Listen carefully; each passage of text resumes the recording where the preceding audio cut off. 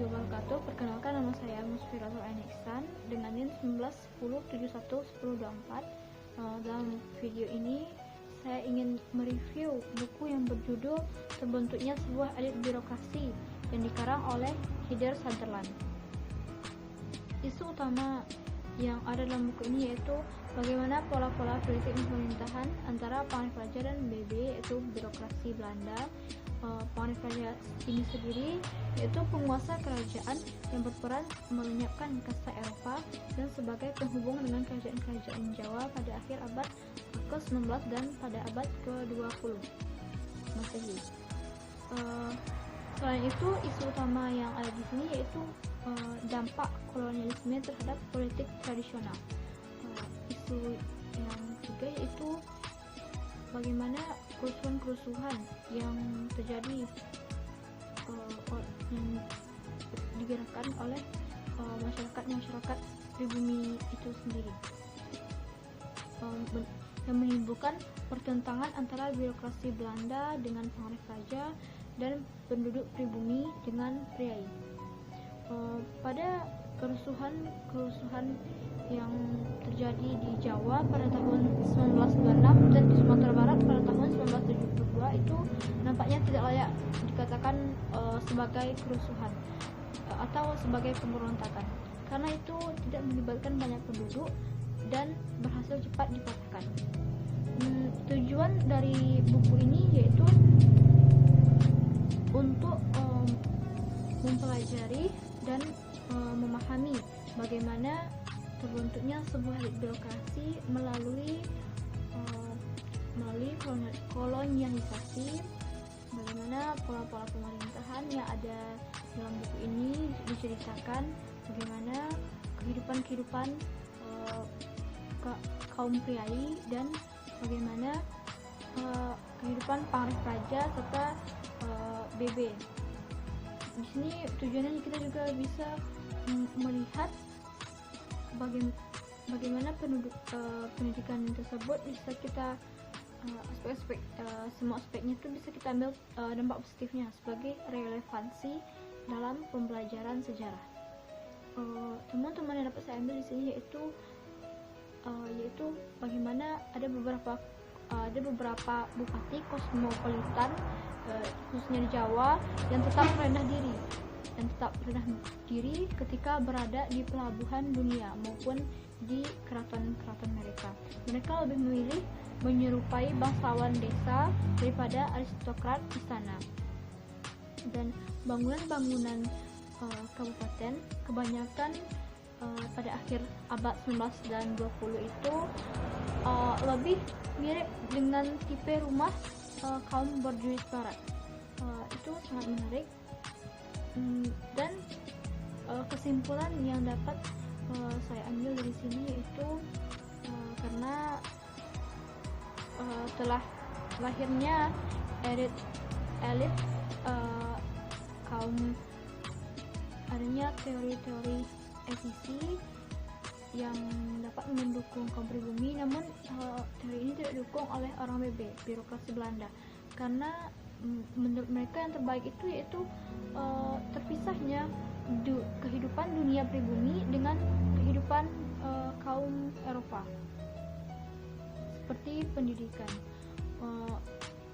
Kaum priai ini juga tidak semuanya yang bisa menyekolahkan dan bisa berpendidikan dan bisa menyekolahkan anak-anak mereka.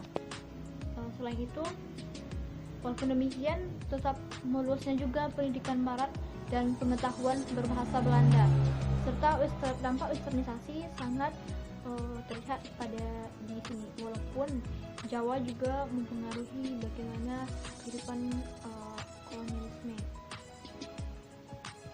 Sementara itu, hubungan antara kepegawaian Eropa dan Pangeran Praja ini bukan sekedar hubungan administrasi antara bawahan, atasan dan bawahan, tapi juga berkesinambungan antara kedua elit tersebut.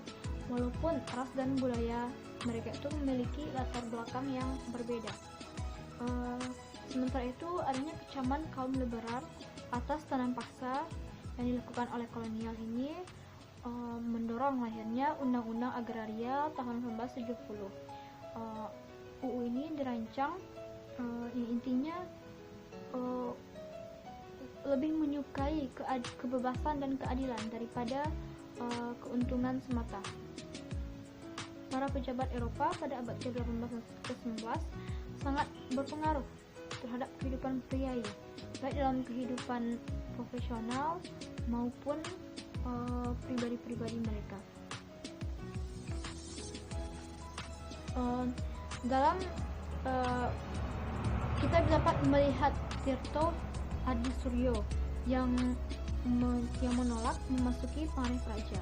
Walaupun Tirto Adisuryo sendiri itu ia berasal dari Pangreh Praja, ia merintis jalannya sendiri sebagai seorang wartawan dan organisator penggerak organisasi. Ia bersikap netral terhadap kejadian-kejadian atau keadaan yang ada pada saat itu.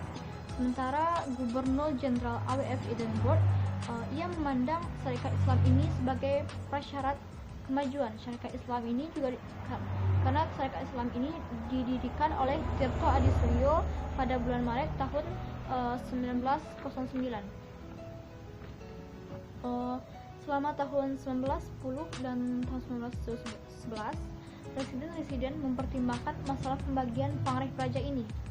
Peristiwa yang terjadi selama tahun 1911 dan 1919 juga mendorong terjadinya polarisasi dengan memperkuat tuntunan golongan konservatif agar pemerintah itu melakukan intervensi politik.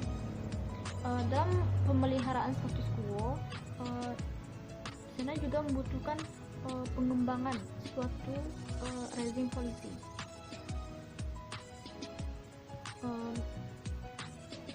Pada tahun 1920-an sampai 1930-an, politisasi para pejabat pribumi meningkat selama tahun-tahun tersebut. Menurut pendapat saya, munculnya gerakan pribumi itu menguntungkan namun tidak menguntungkan bagi orang Batavia yang memandang dewan-dewan sebagai unsur kunci dalam strategi kolonial. Karena Pangreh Praja ini berasal dari tradisi penguasa tradisional atau patrimonial yang tidak mengenal pemisahan kepentingan pribadi dan jabatan, kita dapat meniru bahwa jika kita memiliki suatu pangkat yang tinggi atau bagaimana, kita tidak terlalu menyombongkan diri. Pada abad ke-19 dan abad ke-20, ini juga merupakan peralihan birokrasi patrimonial ke birokrasi yang rasional.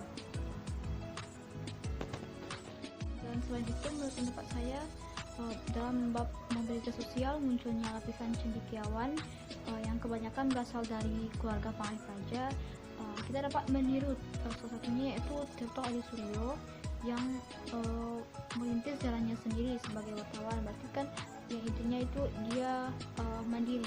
Kita bisa melihat keaktifannya dalam lingkungan cendekiawannya. Dia tidak suka berdiam dan dia berdiam diri dan dia sangat kreatif.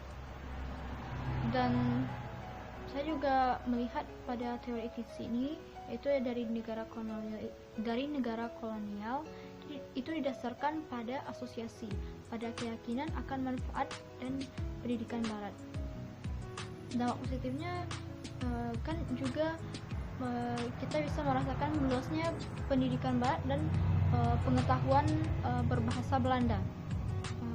Selain itu, buku ini sangat menarik karena Hitler Sutherland ini melihat biasanya kan kebanyakan penulisan sejarah Asia ini dilihat dari sudut pandang kacamata barat, sementara dalam buku ini dilihat dari Indonesia sentris. Mungkin itulah yang dapat saya sampaikan. Mohon maaf atas kekurangan. Assalamualaikum warahmatullahi wabarakatuh.